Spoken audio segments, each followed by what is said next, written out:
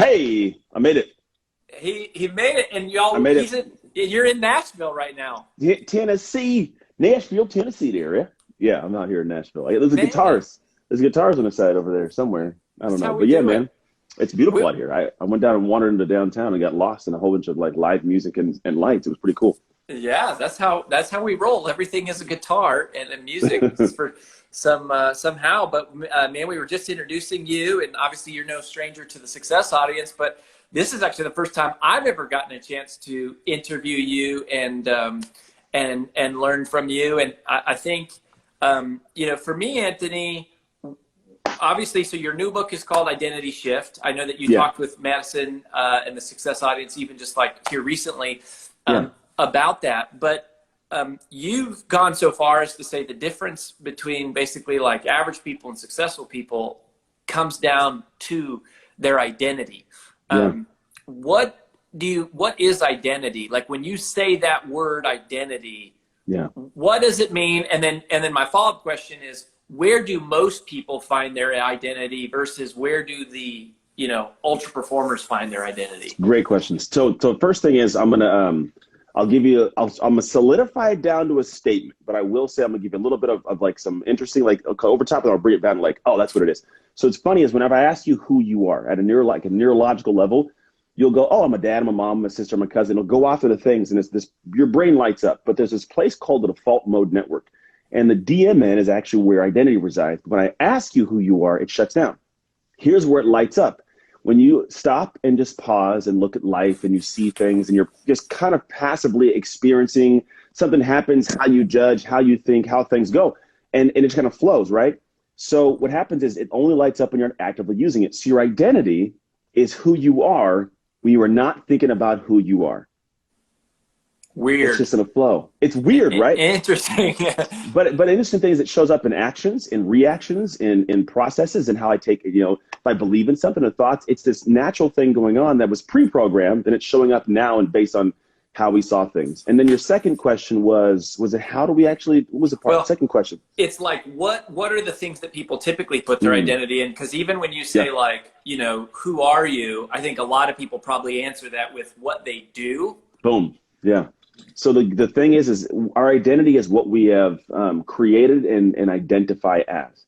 So what's interesting is whenever you look at, say, a mom before she has a kid, was she a mom? Well, no. But then when she has a kid and she spent, nights picking up diapers and cleaning up boogers and wiping poop, God forbid you try and tell that woman she's not a mom. She will eat your face. You know what I mean? So there's this interesting thing that we will start to create something. When you create, it creates you. So there's this flow where the more we lean in and do things, the more we identify the thing we did, which is it's good and bad because you do want to have like this positive identification and an ego in an area that is a good thing because you built something, right? You don't want to like spend time creating it, being a speaker and be like, oh, but I'm not a speaker. Like, no, you've spent time getting great at that. That's who you are. But you also don't want to have this identity where you protect the bad parts that don't let you take insight or, don't let you, like take risks or take chances in some area that really would light your life up. But you're like, what if I go, what if it's right, the right thing, or what if I fail? So it's this thing where you're kind of playing this balance of, I know who I am and I protect the parts of me that are beneficial, but I shouldn't protect the parts that aren't. And I should work on those to make them more of like the things where I'm like, hey, I identify with the effort, not always just the outcome. Interesting. Would you say in that way, identity, I mean, it's basically something you create for yourself. I mean, even like you're saying, like you create and then the things you create become part of your identity. But it's like an identity isn't hardwired. It's No. it's something that you can choose to manufacture. Basically, it's almost like it's what you tell yourself about who you are. Definitely to what it stands. This is the weird thing because there's a great book by Singer. It's called The Untethered Soul. And it says, well, who are you? And it's like if I say I'm Anthony, it's like, well, okay, what are you? The letter Anthony? Like, no, that's how you are. It's this interesting part of us being the watcher and us choosing who we want to go out into the world. And usually that person out into the world is, for the most part, the same person. But there are some differences. But the reality is, yes, you get to choose like, hey, as a person watching this person show up who every time, my partner says something, I get really tight and I get angry and I get argumentative, or you know what? I don't like how I'm showing up there. I think that's something that I should actually adjust and work on it and actually be more receptive to stuff to help the relationship be better. So you can choose in that moment to go, you know what, I'm not going to be that person anymore. I'm going to be more communicative and listen. Or maybe it's at work. You know what, whenever Susan tells me to do something, I get mad because she shouldn't ask me anything. Go, you know what, maybe Susan is in that position for a reason. I should respect Susan. So you can make these choices. And then what happens is the more you identify, the less you feel out of character. And Rory, that's the thing, is most people go, oh, I don't want to be out of character. It feels funny. It's odd. And we have this negative connotation to that, when the reality is if this is your character, out of character isn't always down. Out of character can be up to a better character of a human being. It's still going to feel different, but it can move to a higher level. And you should feel out of character when you're improving your life. So Anthony, I have a question for you really quick that I think a lot of our audience might be wondering too, but how do you separate identity from circumstance? Because a lot of people take the circumstances in life and use them to say, this is who I am because I've been dealt. Yeah, this is great. This is actually, so this is what it's called a life mastery loop. It's a framework. I have no pictures nearby. I could show you my computer if you guys want to see it. That's actually I just flip a camera around. You want to do that, or is that too weird? Is that too weird? I don't know. I can do it. Here, my laptop is my tripod right now, but here's, because I'm real big on teaching, not just talking about things. I think that's the one downfall to a lot of people, that they go, hey, this is a thought. So I'm going to pull this up and I'm going to show it. And if you guys want, people take a screenshot of this, because then we can talk through it. There we go. Double tap. Hold on. Nope. How to flip it? Flip. There it goes. Okay. You see that? Take screenshot. Screenshot real quick. Okay, we got it. All right. Now back to me. So here's how it works. What happens is, yes, based on so things happen, and when things happen, we usually have an action that takes place, and from the action that takes place creates an outcome. The outcome will give us our environment, inside and outside. What do I feel inside? What do I see outside of my life? I have an identity I see myself to be. And from the identity, I have personal beliefs wrapped in that. If I identify as, let's just say, I identify as a great dad, right? My personal belief is I'm a good dad. I do good things, right? So my thoughts are, you show up as a good dad, and you do a damn good job. So whenever I feel something, the feelings go, yeah, you're a good dad. Like, I feel good about that. I take actions that are good dad actions, right? So I take a good dad action, whatever it may be. And then the action creates an outcome. Kids go, yeah, you're a good dad. I go, yeah, and I feel good inside. I say, look at our relationship, right? And then I go, see, I'm a good dad. It loops around. But what happens is, what if I'm a bad dad? What if my identity says you're a bad dad? My beliefs go, no matter what you do, you're not going to be a good dad. Your thoughts go, yeah, man, you suck. Why even be good to the kids? So you feel dark, and then your actions are, get out of here, kids. Stop being loud, right? And the outcome is kids are crying. And then you feel crap, and you look at like, see, you suck as a dad. It re-engraves. So the loop's running, but you can break the loop. You can actually shift. So we talk about shift, and this loop will be outside of circumstance to identify. You go in between feelings and actions. We can always take an action opposite of how we feel. We've all done this. We've been like, I don't want to jump off that cliff as a kid because it looks like scary water, but then right? I feel good in the water. Look at this. Or I've been like, I don't want to make that call. Let me make the call. Wow, it went good, right? I took an action even though I felt fearful of it. But here's the thing that happens. When you take the action, bold, against the emotion of like fearful, but a big one, you have a different outcome. It goes, wow, that went well, right? And then the environment's like, oh, look how I feel. Maybe I am a good dad. Maybe I can do good dad stuff. And my kids and I were having a good time. Loosens the concrete of the identity. You go, maybe I can identify differently. And I go, I believe that it's possible. And I think different. I feel like a good dad. I take good dad actions, and now it rolls opposite because I broke that pattern between the way I felt and the action and always having it flow. And I said, I'm going to take an unconfident action and do something different. So that's how circumstance can realign the identity by saying, this is a circumstance, but you know what? Even though I feel this way, I'm going to do differently. I once had a mentor tell me, they said it's actually easier to act your way into healthy thinking than it is to think your way into healthy acting. 100%. That reminds me of it. So with your personal story, okay, you were a foster kid. Yeah. You must, and I think when people think of like the NFL, they think of like the physicality of what you have to become. But my guess is that for you at some point, there was a story you were telling yourself about yourself, and that it was the mental conditioning that your mental conditioning had to also kind of get to this new place to compete at that level. Yeah. I'm interested in your personal story. Like, what did you used to say about yourself? How did you realize that was the thing holding you back? And then what did you change that to start saying about yourself you know, to where you could Yeah. get to where you've been. Good. I love it. This is good. You're kind of good at what you do, Rory. A good question, dude. Oh. So you too, Madison. All love. So here's the thing. I believe that if your identity doesn't match the dream never gets realized. That's good. Because if you think about it, if I don't identify, even if I get it, I'll lose it, or I feel like I don't deserve it, right? But when you identify as, hey, I'm the kind of person that plays in the NFL, it works because you operate a certain way. We're like, I'm staying in alignment. We all want to be in alignment, right? So I was at one point in the NFL, rookie year, and I was like, I don't want to be here. I want to quit. I don't think I'm good enough. I quite literally called my coach. I called my agent. I called my wife. I'm like, I'm going home.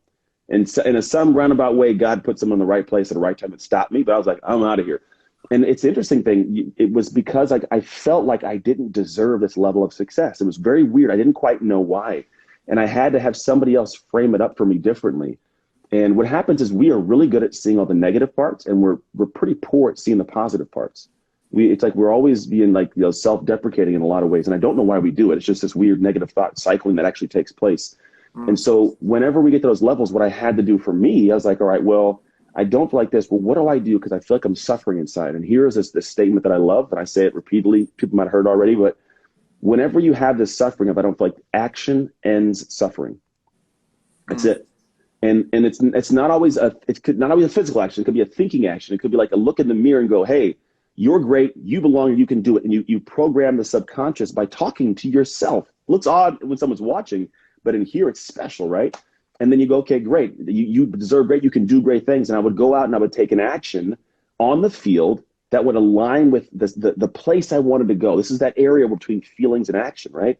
So I would go out to the football field and go, look, I don't feel like I've deserved it, but all I can do is just shut off that part of my brain and just roll out and just go full bore this play.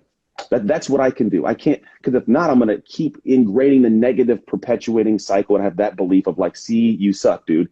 So I would go out and just do my thing. And the more you do that, just in those moments, man, you start to give yourself different proof points.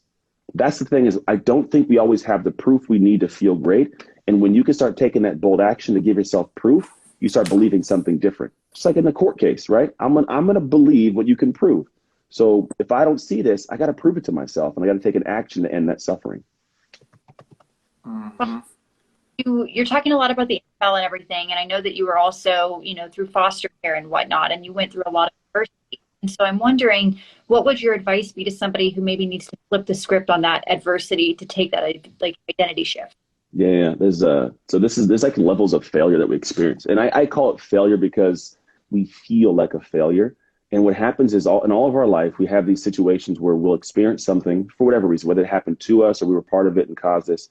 And we put it too high on the failure spectrum. There's 6 levels. You go abject, which is the end of the world. Nothing can, fix that. It's broken. The pumpkin smash, somebody died, right? Then you have structural. Then you have what's called you're glorious. Like, hey, these 2 are really bad. And it's called a learning line, I call it. These 3 at the top are so experientially like painful, emotional. We don't even want to talk about it. I don't want to look at it. I just want to deal with it, drink it away, do things and just distract ourselves. Below the line, you have what's called common. The apology was made for this. You have what's called version. This version wasn't good. Then you have at the very bottom what's called predicted. Now, for a lot of us, when we have situations that happen in the past, whatever it is, we feel like this failure. It's an abject or structural failure. It's the end of the world. I suck as a person. My own mom didn't love me and gave me away. My parents were bad parents. My dad was a drunk. Whatever this is things people experience. They go, because of that, it's all end of the world. It's abject. And I go, no. That version of that human wasn't very good, right? The version of how you experienced that wasn't very good. But you can always take a lesson from, like, think about the iPhone. I'm on an iPhone 11 right now. It exists because of iPhone 1. And they found out what the bugs were and fixed it and make iPhone 2. A new version kept coming out. And if we can look at life and go, that version of me, what can I extract as lessons to create a better version? Well, now every single thing that's happened in the past or what will happen in the future has a different perspective. I can see it through different lens and go, okay, great. I am not a failure, but that action was a failure, or that person at that level was, let me do better to be better. And now I can take all the past failures and make them fuel to go forwards. Mm-hmm. Yeah, if you guys are just joining us, we're talking with Anthony Trucks. He's got a new book out called Identity Shift. If you're not following him, click that button in the top left. Give him a follow. Check out what he's up to. We're having this conversation about basically what you what the results you experience in your life are a reflection of what you believe to be true about yourself. And I think that's what's so fascinating for me, Anthony, is how it's like there's no limit to what your identity can be other than what you decide for yourself that limit is. I think you shared something on a very recent, I think it was your most recent Instagram post that I watched all the way through. It was this concept of normalizing speed.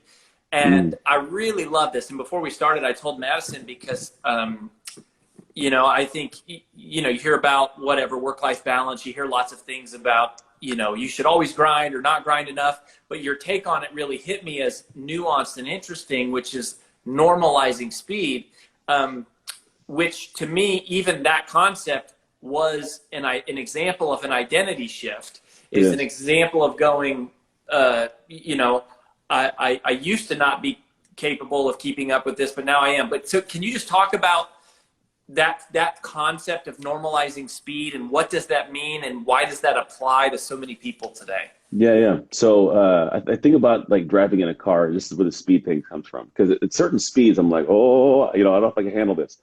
And what we naturally do when things go fast, and we go, let me slow down, hit the brakes and slow down. So when I look at life, there's a speed to life that we try to get into, right? And when you start picking up speeds, you feel it, right? Your calendar picks up. You have to switch gears mentally faster. There's more conversation, more inbound emails. There's just more. And all of a sudden we go, and then we just went, I'll back away. I want to go back to what's called homeostasis. We as humans have what's called homeostasis. There's a level line, and we feel ourselves above or below. We want to get back to it. So when we say, I want to reach big goals, we don't realize that the homeostasis at some point is going to start to feel that. It's going to pick up, and then speed picks up. So people will start making more money. They'll have a bigger team. They'll have more emails. And they go, it's a lot. And I hit the brakes and I slow down because the speed feels funky. Now, here's the thing. That same person will go, I know I'm capable. I have the insights. Why can't I? And what it is we are apprehensive internally to go back to that level, because at that level, there's fear of the speed that I'm not good at handling. So when I say normalize to speed, I'm not saying burn yourself out. What I am saying is when you get there, like I feel speed pick up when the business picks up. I just do, or my life, my kids, right? So I go, okay, I feel this right now. I worked for this. I desired to get here. And at this speed, I can't try to slow down because I will maybe never go back towards the speed, or I'll be, apprehensive to do it again, or I may never be able to get back here. I'll lose momentum. So I say, how can I normalize to this? How can I go, okay, how do I organize maybe my schedule better? How do I find someone to help me or ask for help, which most people don't do? How do I maybe recalculate and recalibrate what speed I really need to go? Maybe you don't need to go 100 miles an hour. Maybe you need to go 95, right? But if you go and say, okay, great, beautiful, this is a speed I can get used to, not slowing down, then what happens, you start to realize like, oh crap, like, well, the people that have what I want, they're going 105 and 110 and 120. They're going faster. But if you look at them, it almost looks easy for a lot of people. And all they did was they went to 100 and didn't hit the brakes. They figured out how to hold the steering wheel, control. They could read a little bit. Okay, good. And then they can go, okay, let me go to 101. Okay, I can normalize. Okay, let me go to 1. And they just keep going, and they don't slow down. It's not a matter of burning out. It's a matter of understanding that there's a difference between overwhelmed and maximized. Overwhelmed means overwhelmed. And I have my team, my clients, I'm like, don't use the word overwhelmed around me. Use the word maximized, because maximize says I'm at my current maximum, but my dream might need more. So when I'm maximized, how do I normalize as a maximized state? And that's tools, resources, programs, it's all that kind of stuff. And then once I feel good, okay, now I can press the gas again because I've normalized to it. Your homeostasis has risen, and now your new level of normal homeostasis up here.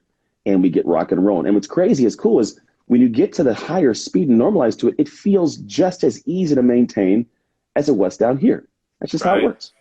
I mean, it makes me. I think of sports because I never played professionally. I never really even played in college, but I was on the practice squad for basketball in college. And the biggest difference between college basketball and high school basketball was speed. It was just the speed of the game, and I think that applies to business as well. And once you do it for a while, you get used to it. But that, the first time you step on the court with a bunch of whatever college players or pro players, or you get around these people, the very first time, it's a shock to everybody. It's like, whoa, this is a new gear. Different game. You do it long enough, you you normalize, Normal. you That's how it normalize was for to me. it. I Uh, love that, dude. That's how it was in the NFL. When I went from high school to college, fast. College to NFL, faster. It's like, ooh, what's going on? uh, Wow, bro. It's just, it's your new norm. well, yeah, and I think of like for leaders, when you're a new leader, uh, you start experiencing all these problems. And when I remember being a young leader, and it was like, oh my gosh, like why are there all these problems? Like everything is broken, everything is falling apart. It was like a new speed. And then the longer you're a leader, the more you go, oh, that's just leadership. Like problems, that's what being an entrepreneur is. Like it's Yeah. just constant, it's one problem after the next. And so the things that used to throw you completely, you don't even bat an eye, you don't even expend any emotional energy worrying that they're happening, and you're just immediately into like deal with it mode and move Yeah. on. And it's, I think what's so powerful about the way you said it about normalizing is it makes you go, oh, I can level up without feeling like I'm going to burn out. Yeah. Yeah, it's true. And you have to get to the point of realizing, like, when most of us, we're operating with this, like, we can see a certain level of speed and go, like, this is how we see our life. It's this problem here. So that's all in the front of our face. We have this problem. It's the problem here. Because we haven't overcome this problem, we don't realize all the beauty on the backside of that. We don't realize the next levels for us, the next aspirations we can accomplish. So a lot of people are like fighting this problem here, and they're completely unaware of, like, here's a great analogy. My daughter the other day, she was on her phone, just on her phone like this. And she wasn't aware I was in the room, and she sat down and she laid down and she rolled to where I was this close to her. Phone's here. My face is there. She couldn't see my face. It was the weirdest thing. I wanted to, right? But then she eventually goes, oh, and saw me and freaked out. And I'm like, that's how a lot of us live life right now. There's a problem, here's a problem, here's a problem. And I go, oh, wait, all that stuff's there. Let me figure this out real quick, because that's what I want. So we're stuck here, not even positively aware of all the cool stuff past that. I love it. Madison, what are you thinking? I mean, I always love what Anthony has to say, and I'm reading the comments as you guys are talking and everything. And somebody just mentioned if you could please give the name of your book again. And I think that's something that I'd love to bring up, because I know that you just released it and we're all excited. Yeah, I am excited. I got a copy because I realize as an author, you're supposed to carry these things with you, right? But you don't always do it. So here's the book. It's called Identity Shift. Oh, yeah. Upgrade how you operate to elevate your life. If I see you tomorrow, Roy, which is the plan, I'll get you a copy, my man, which you might already have one. I don't know.